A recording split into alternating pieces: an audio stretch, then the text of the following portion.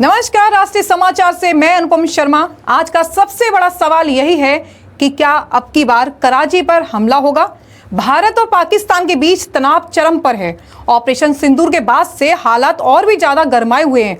अब चर्चा कराची को लेकर है। क्या भारत सीधे कराची को निशाना बना सकता है? हाल ही में रक्षा मंत्री राजनाथ ने भी पाकिस्तान को चेतावनी दे दी। अगर पाकिस्तान अपनी हरकतों से नहीं सुधरा तो सीधे इतिहास और भूगोल दोनों ही बदल दिए जाएंगे। उन्होंने यह भी कहा कि कराची जाने वाला एक मार्ग सर क्रीक से होकर गुजरता है, यानी रणनीतिक दृष्टि से यह इलाका अहम है। अब हमें इस बयान की गंभीरता और संभवता दोनों पर गौर करना होगा। 1 मई में चला ऑपरेशन सिंदूर, जिसके बाद भारत और पाकिस्तान के बीच हवाई और मिसाइलें झड़पें बढ़ गई।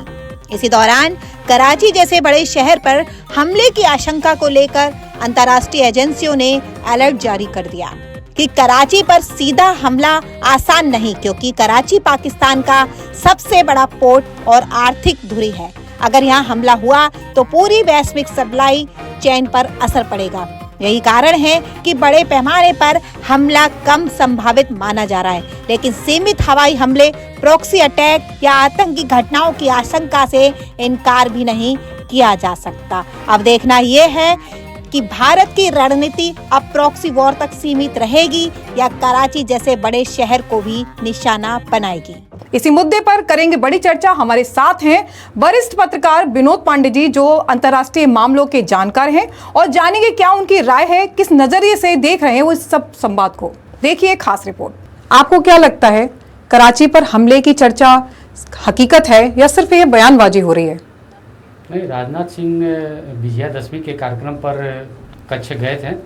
वहाँ उन्होंने पाकिस्तान को एक तरह से कार्रवाई का ही अल्टीमेटम दे दिया है। पाकिस्तान जिस तरह से सर्किल के क्षेत्र में अपना सैनिक गतिविधियों को बढ़ा रहा है, इंफ्रास्ट्रक्चर बढ़ा रहा है, उससे भारत को निश्चित रूप से परेशानी हो सकती है।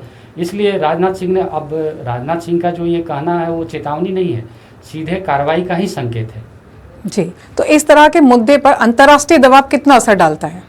नहीं, पहलगाम आतंकी हमले के बाद भारत ने जो कार्रवाई की, इसके बाद पाकिस्तान अमेरिका से भी सहयोग के लिए उधर नज़र उठा करके देख रहा था, चाइना की ओर भी देख रहा था और सऊदी अरबिया की तरफ भी देख रहा था।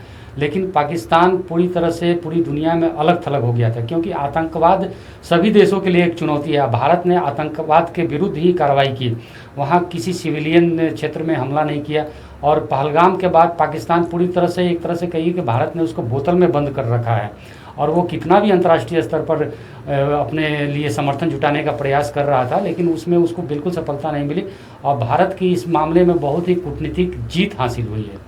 जी, तो कराची पर हमला जो होने वाला है वो कितना संभव है, आपको क्या लगता है? नहीं, कराची पर वो तो एक तरह से राजनाथ सिंह ने अल्टीमेटम दिया है कि जिस तरह सर्किल के विवाद को लेकर के पाकिस्तान एग्रेसिव होने की कोशिश कर रहा है, तो भारत ने एक संकेत दे दिया है कि भाई अभी पहलगाम आतंकी हमले के बाद जो हमारी कार्रवाई हुई है वो अब थमी नहीं है, वो आगे कराची की ओर भी जा सकती है।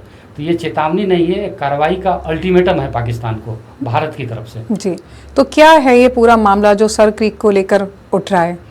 देखिए, सर क्रीक का विवाद 1914 से हम देख सकते हैं। उस समय अंग्रेजों का शासन था और बॉम्बे सरकार ने एक प्रस्ताव पारित किया था कि सर क्रीक का जो दलदली, ये 96 किलोमीटर का एक दलदली समुद्री क्षेत्र है, जहाँ पर तापमान दिन और रात में काफ़ी अंतर रहता है, यहाँ गश्त करना बड़ा मुश्किल रहता है, और यहाँ पर कभी कभी पानी रहता भी है, नहीं भी रहता, एक दलदली क्षेत्र है।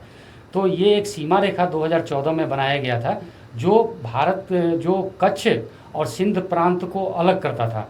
अब 1947 में जब भारत आज़ाद हुआ तो सिंध प्रांत चला गया पाकिस्तान में और कच्छ भारत में आ गया।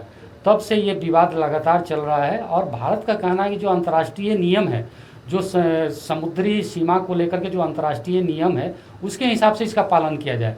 लेकिन पाकिस्तान का कहना है कि ये चूँकि यहाँ पर पानी नहीं है, ये दलदली क्षेत्र है, तो यहाँ पर ये अंतर्राष्ट्रीय कानून लागू नहीं होता है। लेकिन भारत का कहना है कि यहाँ पर जब ज्वार भाटा आता है तो पानी आता है। तो कुल मिलाकर यह विवाद करीब 100 साल से चला आ रहा है, और भारतीय मछुआरे, पाकिस्तानी मछुआरे भी इस क्षेत्र में आते रहते हैं।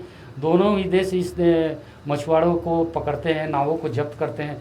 तो भारत ने कई बार प्रयास किया है कि बातचीत के माध्यम से इस समस्या का हल हो, ये सीमा रेखा का विवाद खत्म हो, लेकिन पाकिस्तान किसी के सह पर ये बार बार उस सीमा रेखा का उल्लंघन करने का प्रयास करता आ रहा है। जी सर क्रीक से कराची तक तनाव की लकीरें अब गहरी होती जा रही हैं। आपका शुक्रिया इस मुद्दे पर हमारे साथ जुड़ने के लिए। तो आज की चर्चा ने एक बात साफ कर दी है, सर क्रीक से कराची तक तनाव की लकीरें अब और गहरी हो गई हैं। रक्षा मंत्री राजनाथ सिंह की चेतावनी सिर्फ शब्द नहीं, एक संदेश है कि भारत अब किसी की दुस्साहस का जवाब देने में हिचकेगा नहीं। लेकिन सवाल अभी भी वही है, क्या अब की बार कराची पर हमला होगा या ये सिर्फ एक चेतावनी है जो आने वाले दिनों में एक नई रणनीति का हिस्सा बनेगी। तस्वीर बदल रही है, हालात करवट ले रहे हैं और दुनिया की नजर अब हिंदुस्तान की सीमा पर टिकी हुई है। फिलहाल इतना ही। मैं हूं अनुपम शर्मा, आप देख रहे हैं राष्ट्रीय समाचार।